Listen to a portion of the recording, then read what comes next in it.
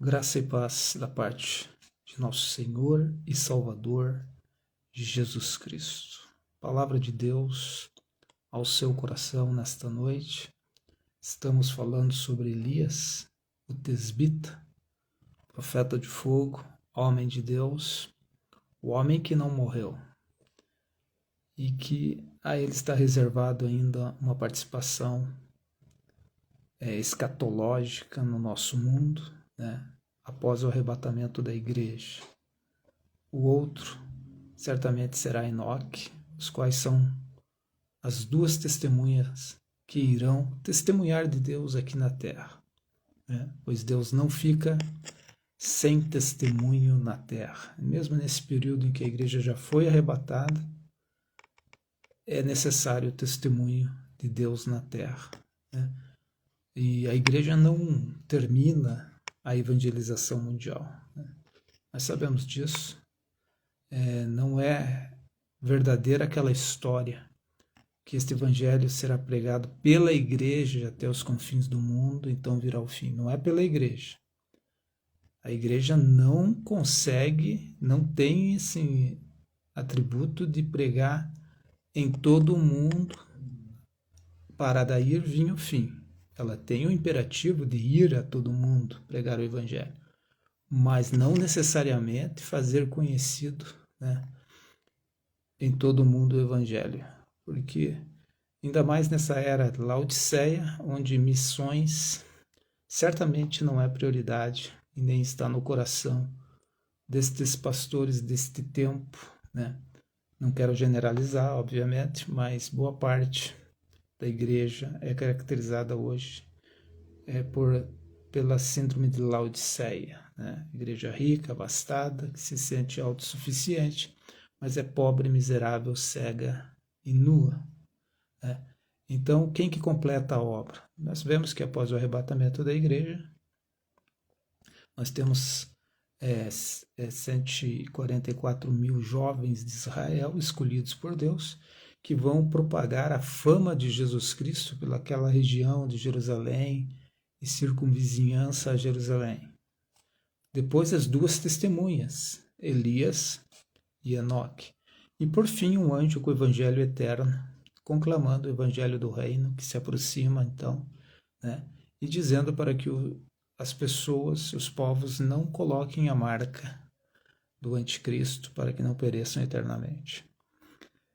Dando essa introdução, o nosso texto hoje é Elias no sentido homem de Deus. O que significa ser homem de Deus? Homem, a partir do ponto de vista de Deus, é bem diferente do que este século, do que os homens definem como homem, ou que a genética define como homem. Homem, do ponto de vista de Deus, é muito mais caráter, é muito mais crença, é muito mais fé do que testosterona, né? Então, ser homem, do ponto de vista de Deus, vamos lembrar de Davi. Davi aconselhando seu filho Salomão, Davi já em alta idade, e aconselha Salomão, dizendo, esforça-te, né? Sê homem. 1 Reis 2, versículo 1 e 2, ele vai dizer essa verdade para seu filho, esse conselho paterno, né? Esforça-te e sê homem, né? Não está falando aqui de hormônio, de testosteronas, não está falando de masculinidade em si. Está falando de caráter diante de Deus. Está falando o homem segundo o coração de Deus, que também falhou em ser homem por muitas vezes, que também falhou em sua casa, em sua família, como marido, como líder, como pastor de Israel, e que quando caiu, se viu com os ossos apodrecidos, se viu sem paz, se viu no seu pior momento, perdendo o mais precioso, que era a presença de Deus. No Salmo 51 ele vai externar, Davi vai externar esse drama desse período da sua vida em que ele se calou e não confessou o seu pecado. Era como que seus ossos apodrecidos, era como seus ossos, né, estivessem podres, né? Ele não tinha paz, ele perdeu a alegria da salvação. Davi, que era o homem segundo o coração de Deus. Então ele vai dar esse exemplo a Salomão muito por causa dessa perda, desse caráter de homem verdadeiramente diante de Deus, né? E não queremos que você confunda homem com masculinidade, né? Muitos alegam a macheza, se ensoberbecem com os testosteronas, os hormônios, mas até o cachorrinho da esquina também é macho, né? Mas ser homem é diferente. Ser homem é saber que Deus está de olho na aliança da mulher da sua juventude. Ser homem é ter a hombridade de cuidar da sua família e não deixar nenhum ímpio dar pitaco, dar conselho de ímpio, dar conselhos destrutivos que não conhece, que não sabe, que não entende, porque o carnal não entende nada. O espiritual discerne-se em todas as coisas, mas quão terrível é para o justo se ver cercado por conselhos de ímpios, de quem não entende, de quem não teme a Deus, de quem muitas vezes já deixou ao Senhor e quer nortear a sua vida. Não se pode permitir isso, porque homem de Deus é diferente do conceito tão somente testosterona, meramente humano. O que nesse contexto Davi está dizendo com ser homem? Ele não está dizendo para ser macho, ele está dizendo ser homem. E o contexto explica o que ele quer dizer. Primeiro, ele diz esforça-te. O esforço está aliado com a fé deste homem segundo o coração de Deus. Então ele diz para o seu filho Salomão, esforça-te e ser homem. Guarda a observância do Senhor. No primeiro quesito de Davi para ser este homem é guardar a observância do Senhor. É os seus mandamentos, é a vontade de Deus, né? Para andar nos seus caminhos, para trilhar caminhos que sejam confirmados pelo Senhor. E ele vai dizer mais, para que guardes os juízos e os testemunhos. Em outras palavras, ele também espera, Deus também espera que este homem, segundo o seu coração, faça justiça na terra, que faça brilhar o testemunho de Cristo. Este homem de verdade diante de Deus, não diante dos homens, porque o juízo dos homens não vale. A Bíblia vai dizer que se nós julgássemos a nós mesmos, não seríamos julgados. Mas como somos disciplinados pelo Senhor, é para não sermos condenados com o mundo. Então o pecador hoje se adula. Ele busca um apoio. Sinceramente, o pecador busca um apoio até de justos. Ele até muitas vezes ele experimenta testar o justo com as suas teses de pecado, com seu modus vivendi, sempre tenta um apoio do justo. Mas o justo não se dobra diante do pecado. O justo tem a incumbência de avisar o caminho mau para o que segue o caminho mau. O justo tem o dever diante de Deus, de confirmar o caminho reto diante dos retos, mas apontar o desvio que vai para a morte. Então, o silêncio de muitos justos tem se transformado na maior tragédia. Talvez na única esperança deste ímpio se converter seria o brado e o aviso de um justo. Mas muitos, por medo, covardia ou para não perder a amizade, se dobram, se calam e dizem amém sobre atrocidades e injustiças que ferem o próprio Deus. Este homem que Davi está falando aqui para Salomão, seu filho, ele está intimamente ligado com a sua experiência quando ele deixou de ser homem, quando ele matou covardemente seu companheiro, quando ele adulterou, quando ele deixou a mulher da sua juventude, quando ele deixou o Senhor, quando ele deixou a casa do Senhor e ficou titubeando entre dois pensamentos pelo palácio, mente vazia, mente desocupada, oficina de Satanás, como diz o dito popular. Então, ser homem no contexto bíblico é muito mais do que testosterona, né? Mas há aqueles que confiam no hormônio masculino para se sentirem homens, mas são covardes, porque não têm coragem de se dobrar diante de Deus, porque já perderam a expectativa de salvação e de alegria e são guiados pela expectativa ardente agora de fogo que os há de consumir.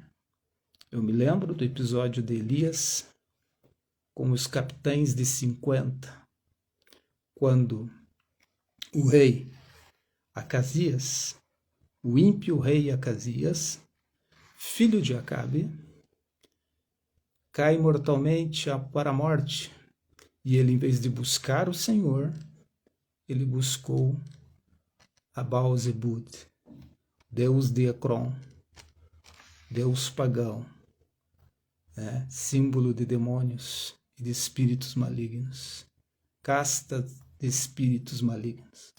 Ele buscou a Baal-zebub, e a mensagem da boca do homem de Deus foi esta: não há Deus em Israel para que se busque Baal-zebub de Ecrom. Digam ao rei, filho de Acabe, ao rei Acasias, que da cama que ele subiu, ele descerá para a morte. E os conselheiros, os subordinados de Acasias, os mensageiros, que encontraram Elias com esta palavra, com este recado de Deus para o rei Acasias, voltaram ao rei Acasias e lhe entregaram a mensagem. Ele pergunta: como é este homem? Com peles assim, com detalhes, como um ermitão. Então ele diz: é Elias, o tisbita. Então ele manda o primeiro capitão com 50 homens. A ordem desse capitão diante de Elias, que está no cume do monte, é: desce, o rei quer ver-te. Então Elias diz: se sou homem de Deus, desça fogo do céu e consuma a ti os teus 50. E assim aconteceu. O fogo do céu desceu e matou o capitão e seus 50.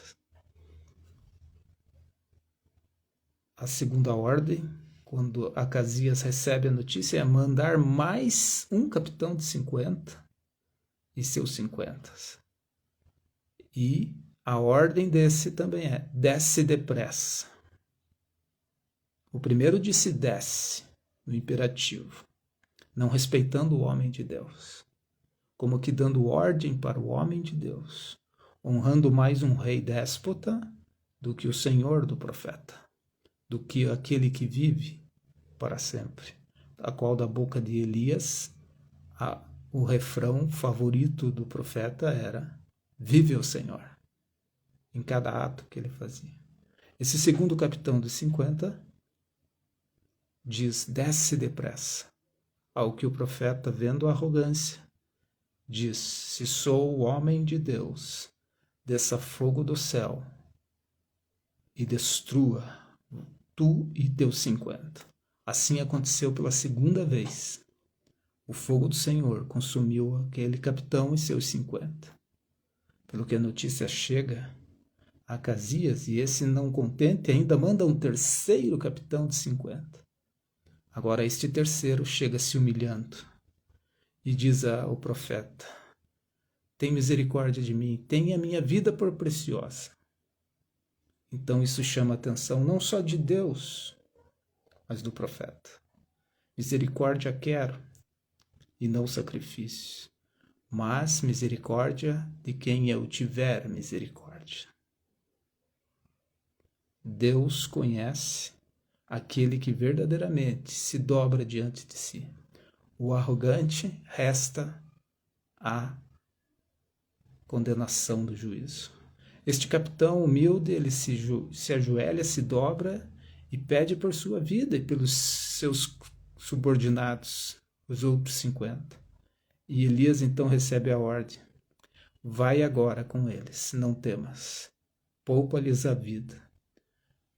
Se dobrar diante do Senhor é a posição mais alta que um ser humano pode obter em sabedoria.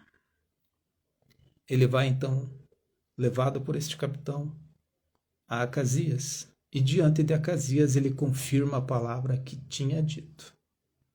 Porque o homem de Deus fala a verdade, fala a quem quer que seja, doa a quem doer.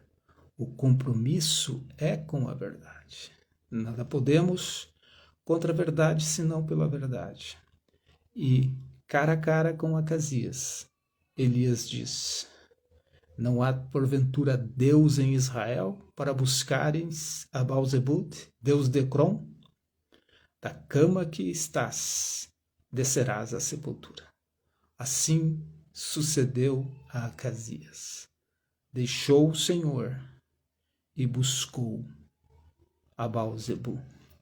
Desonrou o homem de Deus. Homem de Deus, evidenciado por milagres, evidenciado pelo fogo do céu. Certamente, quando você distingue de um homem de Deus, você tem que lembrar o que este homem tem de marcas de Deus na sua vida. Jesus disse: pelo fruto os conhecereis. Esta estirpe de homem de Deus tem marcados em sua caminhada cura, milagres, bênçãos para o povo, bênçãos para a viúva, como a viúva de Sarepta, que teve o privilégio de ser agraciada por Deus em sua casa, num momento terrível da história de Israel, de fome, de seca, de sede.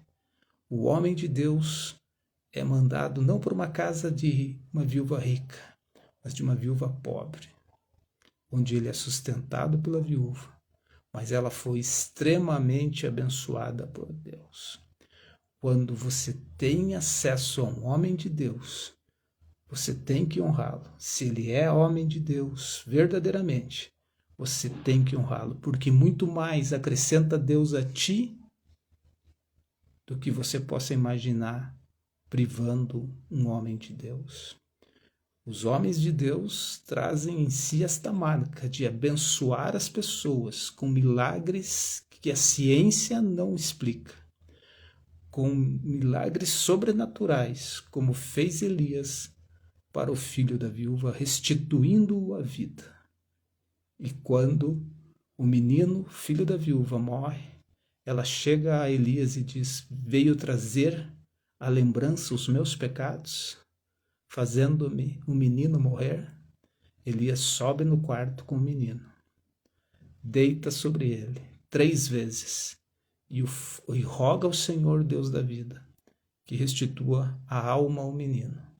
E assim acontece, porque esta viúva acolheu um homem de Deus. Esta viúva sabia, e então ela expressou mais uma vez que verdadeiramente a palavra na boca dele era a verdade.